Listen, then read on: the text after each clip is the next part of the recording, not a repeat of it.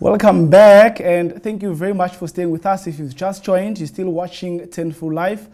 We actually are continuing with differential calculus. Remember to keep hitting us up with your questions on our Facebook line, or also send us your questions on WhatsApp. We'll be more than glad to assist you guys. We are actually filled up with calculus questions, so you can start actually sending us your analytical geometry. Analytical geometry grade 12. We will be looking at that next week. Starting on Monday, we will be looking at analytical geometry. But this week, we're still continuing with differential calculus. We're now going to go to a question that was sent to us by Kiwi. Let's go and check out this question.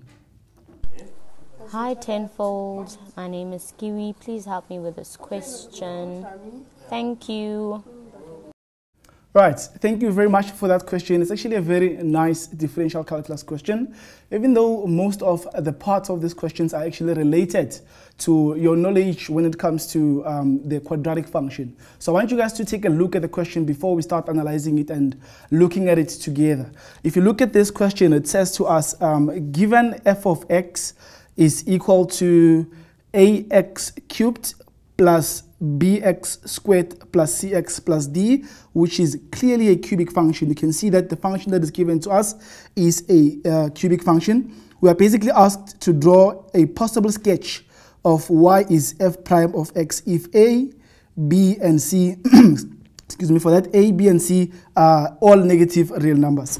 So I want you to basically think about it this way. We are actually given a cubic function, but we are not asked to sketch the cubic. We are asked to sketch the derivative of the cubic. Now, if you think about it, when you find the derivative of a cubic, it is always going to become 1 degree less. A cubic is to the power of 3, so it's a third degree question. When you find the derivative, you always lose a degree, so it's going to become quadratic. So we actually asked to sketch a quadratic function where the a value, the b value, and the c value are all going to be negative. So let's try and make sense of this question and see how can we actually analyze it further.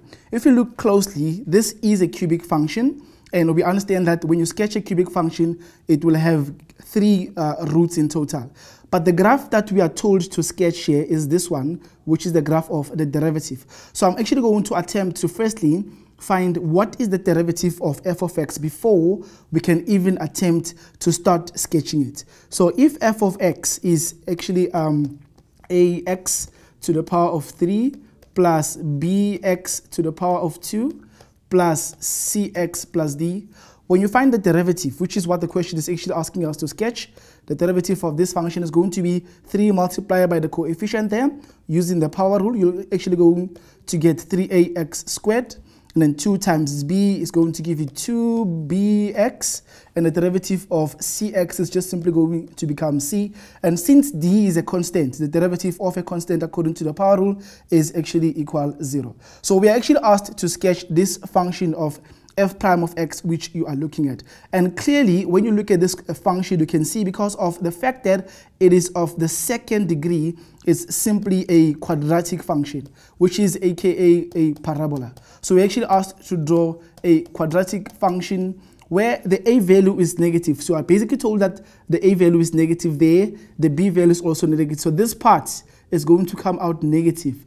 This part is also going to come out negative. Even the c value there is going to come out as negative. Now, for us to be able to make more sense of this, I'm going to take you a little bit back to what a quadratic function looks like and what are the different features of a quadratic function, telling you about the shape of the graph and the positioning on your set of axes. So if you look at it, if I asked you to look at the graph of y equals ax to the power of 2 plus bx plus c. Each one of those variables tells us something about our graph.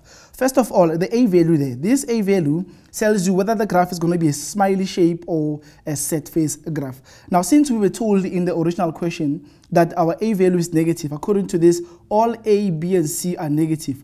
We know for a fact that this is going to be a set face parabola. So our parabola is simply going to look down like that. And this is because of the fact that the a value is coming out as a negative value. The second obvious thing here that we get is the value of c. The value of c actually gives you the y-intercept, which is the point where the graph is going to cut the y-axis. So those two are quite certain, and we can basically see that the graph is going to face down and it's going to cut the y-axis at negative value, since we were told that A is negative and the C value is also negative.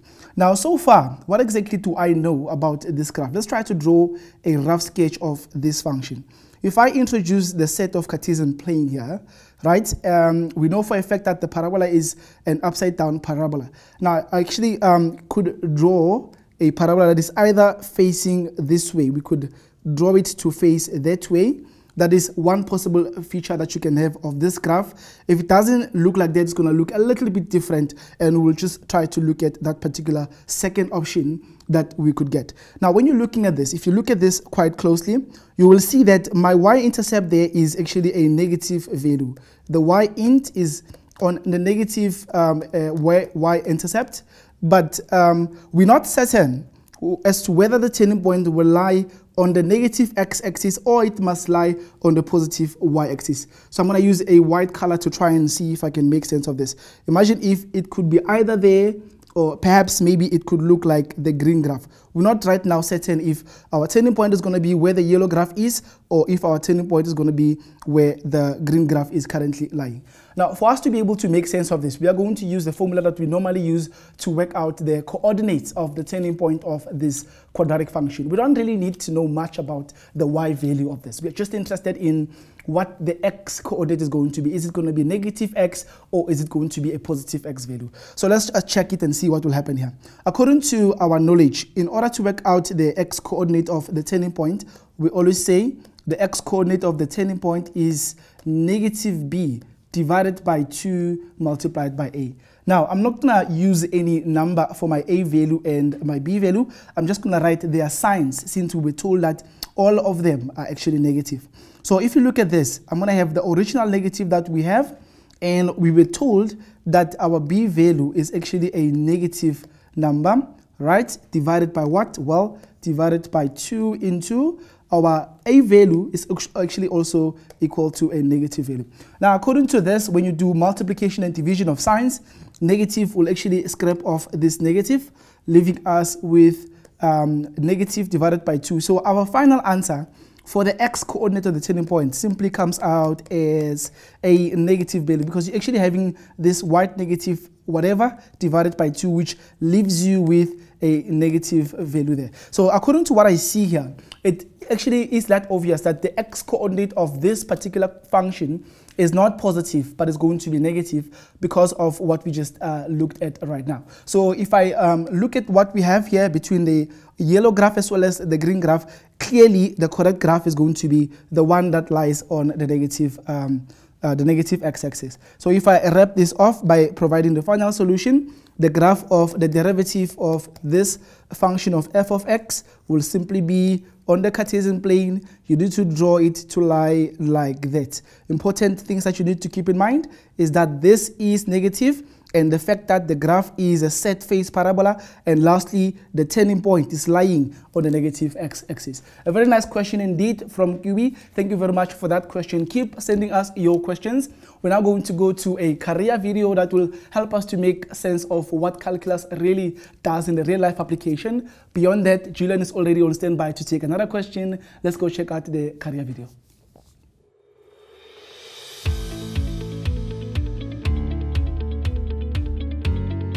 I work here at BMEC Technologies. I studied mechatronics engineering at UCT a number of years ago.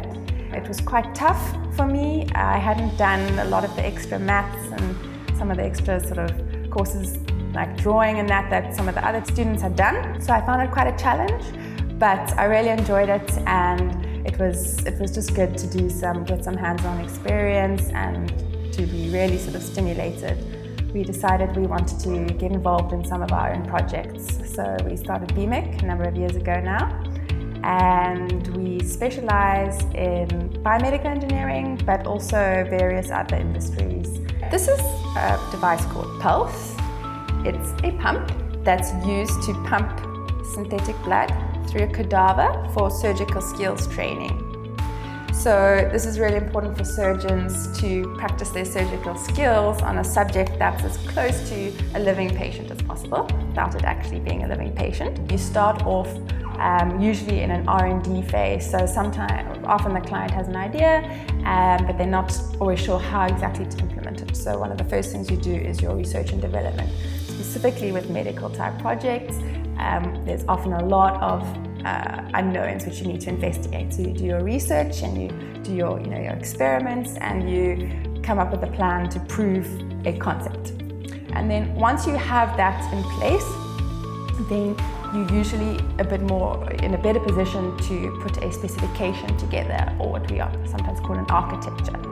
So you develop what we usually deliver in a document, which basically says, these are the criteria that my product needs to meet. And once we've done that, then we can develop a high-level architecture, which is pretty much a high-level view of all the subsystems and systems in your project and how they're going to fit together.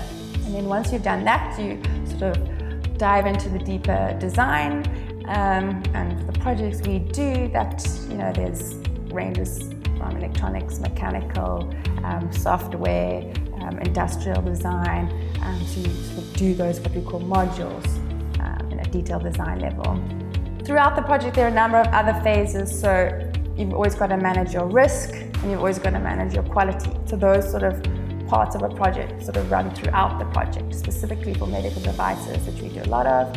Your risk management and your regulatory management and your quality management runs throughout. So math is actually a very important part of what we do. It comes into a number of aspects of what we do. So to start with, for example, we do a lot of maths in our mechanical design. It comes into our strength calculations, particularly. So obviously, when you develop a mechanical system, it usually has to have some sort of performance, mechanical performance, and also support often a mechanical load. So there'll be a lot of calculations up front that we do to ensure that that happens. This uses GPS coordinates to deploy fertilizer in an orchard. It's used in the agricultural industry.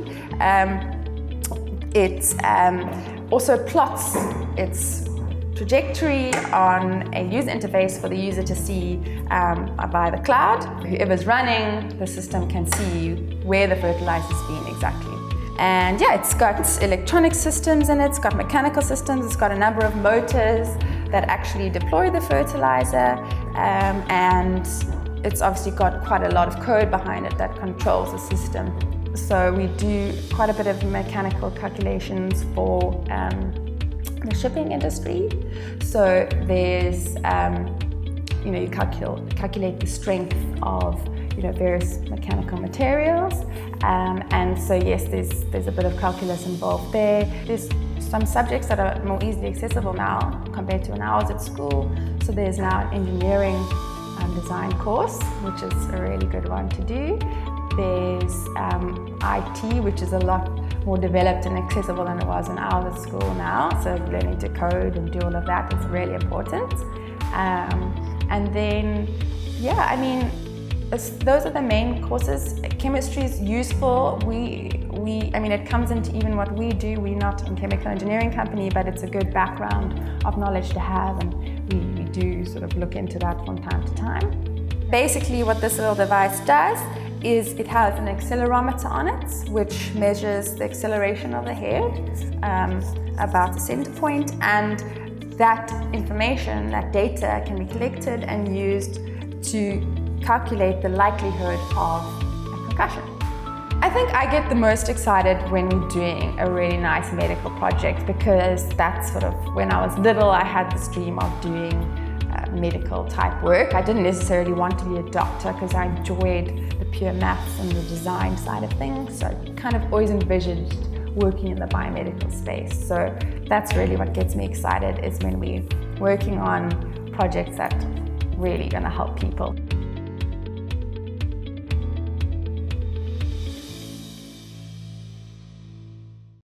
Hey guys, welcome back to the show. Hope you've been enjoying it and learning a whole bunch of new things on differential calculus. A quick reminder that you can download our app. It's available on Android and iOS.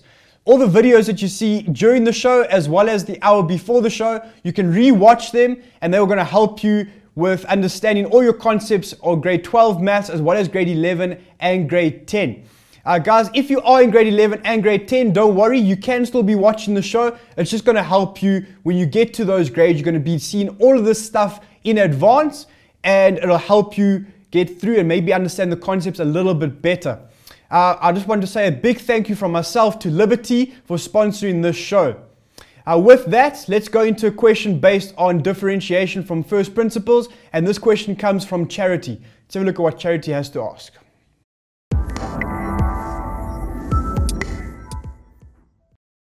My name is Charity from Rabimba Secondary School. I'm here to ask about first principle, so 8.1. Can you help work for it for me?